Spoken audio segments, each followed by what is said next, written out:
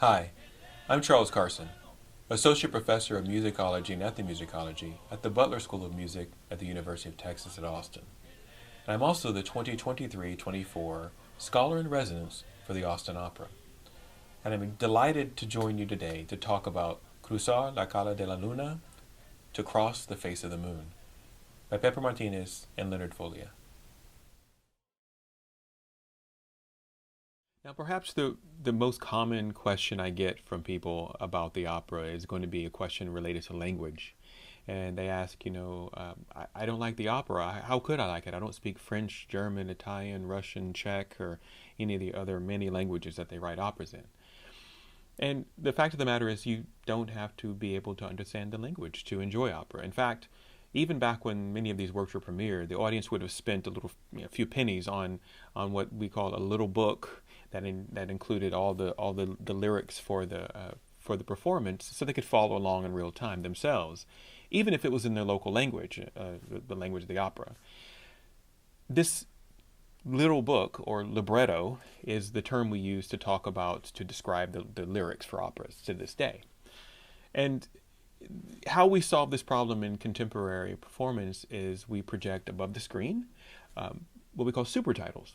We'll project real-time translations of the performance in local language, typically, and you can follow along in real time to find out what's happening and what they're saying. Now, I warn people against overusing this and sitting there and just spending a couple of hours in the dark reading an opera, but instead, I suggest that you quickly glance up at the super titles, get a sense for what's happening in the scene and kind of what they're saying back and forth, and then let your eyes sort of float back down and follow the performance. Really trust that the performers will be able to communicate beyond just the words. And for example, if a tenor is saying, I will triumph, he'll probably repeat that a few times, and it'll probably become more triumphant every time. And you'll get a sense of that without reading again and again, I will triumph, I will triumph, I will triumph. In the end, just trust that the composer, the librettist, and the performers, of course, know how to communicate ideas and emotions with more than just language. That they use a mixture of language and staging and music and performance to communicate with you, and you'll be able to follow along.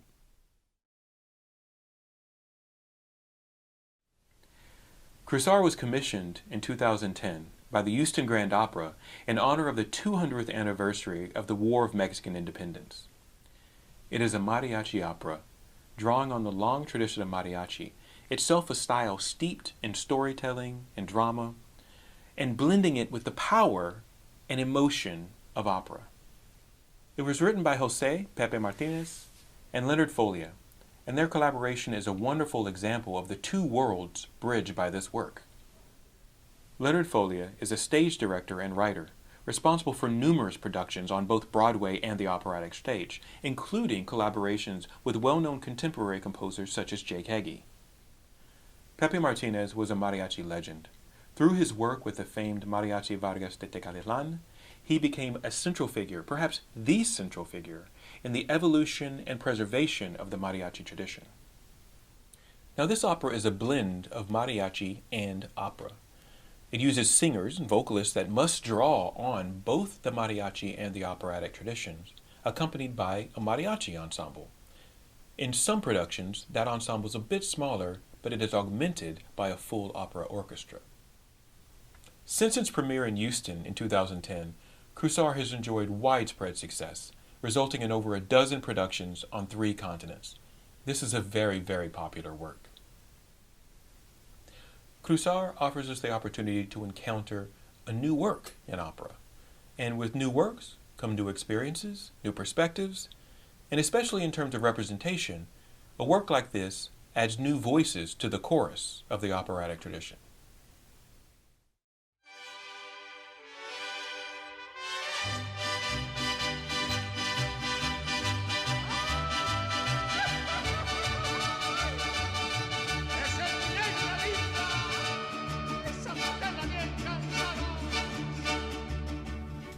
Mariachi has its roots in the 19th century practices of rural residents of western Mexico, particularly the states of Jalisco, Colima, Michoacan.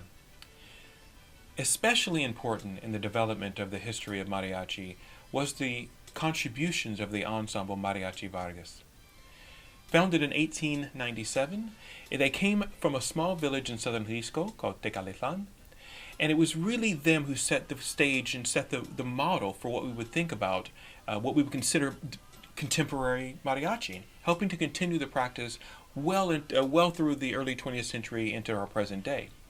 And for most people, the history of mariachi is effectively the history of Mariachi Vargas, which started as a so-called peasant tradition. First came together when wealthy ranchers hired local rural musicians to play for important events.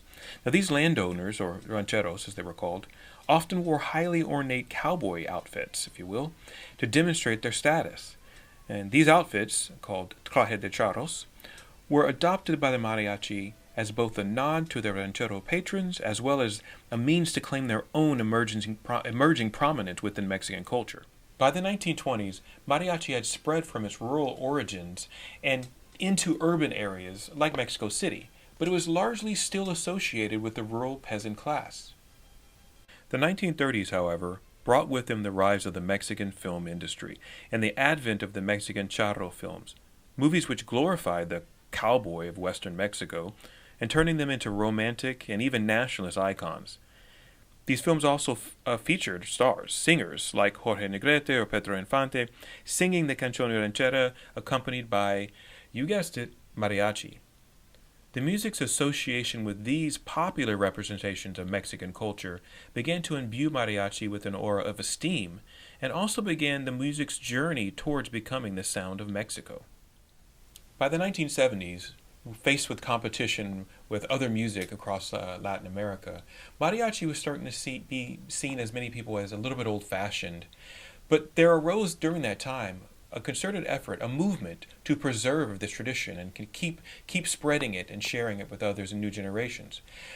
A lot of this was happening in the realm of music education, and in fact in 1979 the first mariachi conference of performers and teachers of mariachi took place in San Antonio, Texas. One would be remiss not to mention the impact that Linda Ronstadt's 1987 album Canciones de mi Padre, Songs of My Father, had on popularizing mariachi beyond just Mexico. The double platinum selling album, that's 2 million sold, not only exposed mainstream audiences to this music, many for the first time in a serious format, but also for many people, Ronstadt's embracing of her own Mexican heritage through mariachi music also served as a model for their own relationship to the music, and perhaps to Mexican culture as a whole. Of course, it didn't hurt that Ronstadt's collaborators on the album were the famous Mariachi Vargas. Community programs, youth programs, and even public schools now teach mariachi. And in fact, my brief career as a mariachi trumpet player took place one summer at a youth program in Houston, Texas, back when I was in middle school. Now, this of course has had an effect on the music, fixing elements into notation that would have been part of an oral tradition in its original context, things that were passed on generation to generation. The upshot, of course, is that new audiences, new generations, will have this music preserved and be able to learn it and carry it forward for the future.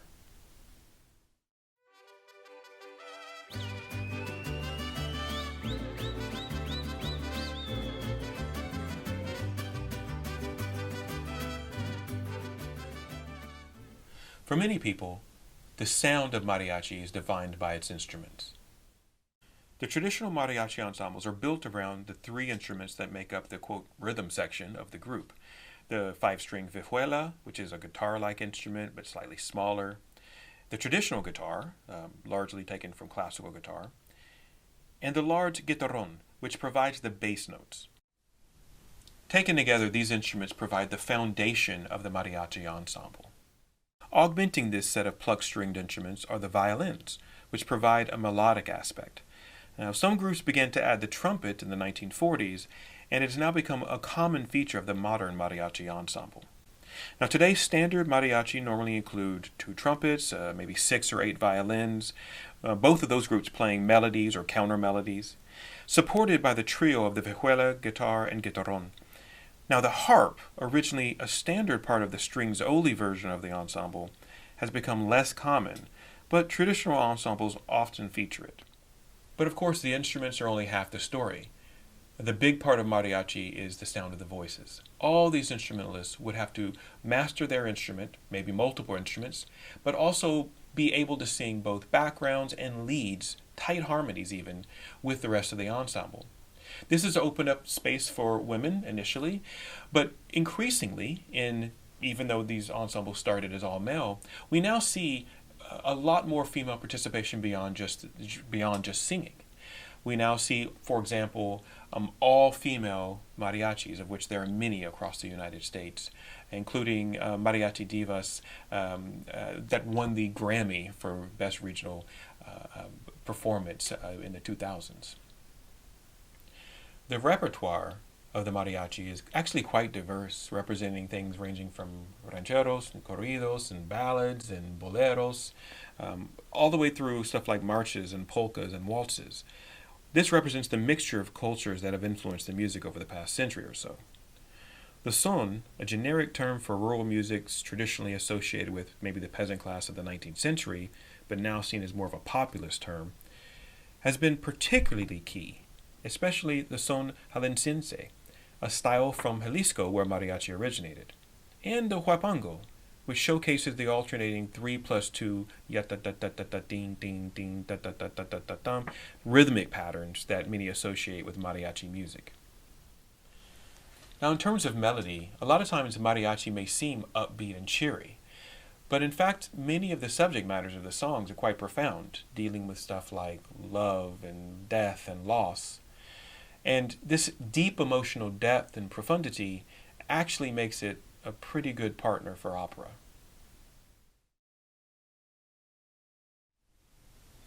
Like any other great opera, this is a work that explores powerful themes. Themes like family, home, sacrifice, opportunity, and in fact, our relationship to the past. The piece opens with Laurentino, the patriarch of a transnational family, on his deathbed. He confuses his U.S.-born son, Mark, with Rafael, the son he was forced to leave behind in Mexico in order to find work in the United States. Through a series of flashbacks, we discover the difficult decisions that individuals have to make in order to ensure their families better opportunities north of the border.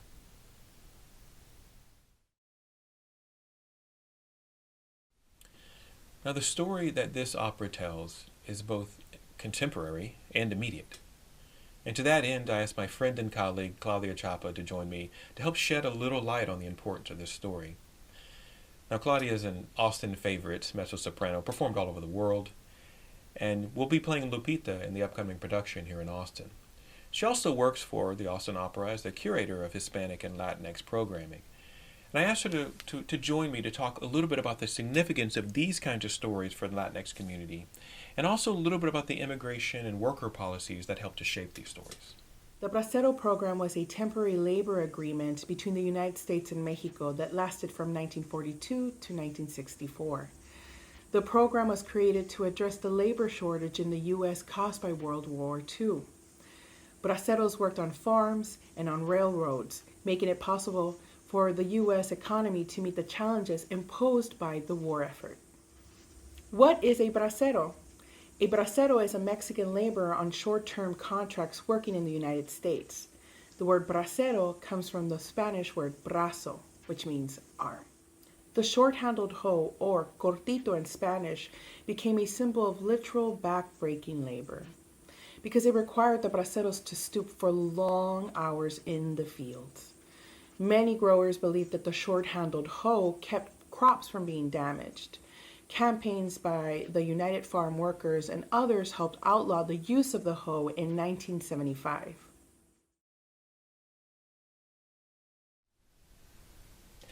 Now, I know that for newcomers to opera, or when we were encountering a piece for the first time, like many of us are with this piece, it may seem a little daunting for us to approach an hour and a half or 2-hour work and expect to read it cold the first time. For that reason, I think it's really important for us to focus on a few key moments. These are moments that will help us orient ourselves in the drama and the flow of the piece and enable us to sort of focus in on some musical performance aspects, some character aspects, and even some of the more important dramatic moments. For this performance, I've chosen two key moments that I think really resonate and get to the heart of the piece and will help you find your footing in the larger work. The first key moment I'd like to highlight comes near the middle of the work. It's a moment where Raphael dreams his mother, Renata, is visiting him. She unfortunately lost her life trying to make the arduous crossing to give him a better life and reunite the family. And when she visits him, she asks him, ¿Quieres bailar? Do you want to dance? And what follows is a lovely, lively waltz between mother and son in which she gives him important advice from beyond. Live for now, not for the past. It's a powerful, moving moment. It's a musical showcase for the mezzo-soprano, and it's an important dramatic moment that moves the piece forward. Bailaremos este hermoso vals, ya verás, con tu frente repegada en mí, soñarás, cómo sientes bailar así, si yo tiemblo por tu vivir. Baila, goza, vive, sé feliz. Tienes los ojos de tu padre. The second key moment is perhaps one of the most moving scenes in the entire opera. The song, in Frágiles Alas, on Fragile Wings, describes the flight and life cycle of butterflies as they emerge from their cocoons and begin the long flight across the border to a home that they long for but have never known. The song is first sung at the beginning of the opera. Mark sings it alone, accompanying himself on a guitar while he sits at his ailing father's bedside. Later, near the end, the song returns. Mark again sings it for his father, and Laurentino joins in. This song represents the intense bond between father and son. This last performance, however, is interrupted by the arrival of Raphael, the son who is left behind. And he comes into this moment having never experienced these kinds of connections with his father. It's a very, very powerful piece, a very powerful moment dramatically, and I suggest you bring a tissue. Las mariposas recién nacidas elevan el vuelo y nunca viajado. Siguiendo algo, elevan el vuelo, aunque no conocen cuál es su destino. Cuando era niño, miraba hacia el... As a metaphor for this work, it encompasses all the major themes: love, loss, longing, home, and it's a nice framing device for this work. Cruzar la Cara de la Luna is instantly accessible and very relatable, especially if you come from a family like mine. The decisions and conflicts that the Velasquez family go through in Cruzar are similar to the ones my parents faced at the beginning of our immigration journey into the United States.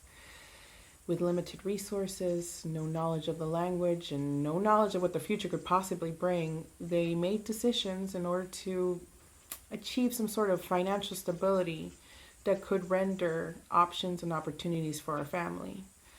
In the process, they did sacrifice some of our most precious commodities as human beings, which is physical and mental health, as well as precious time with your family.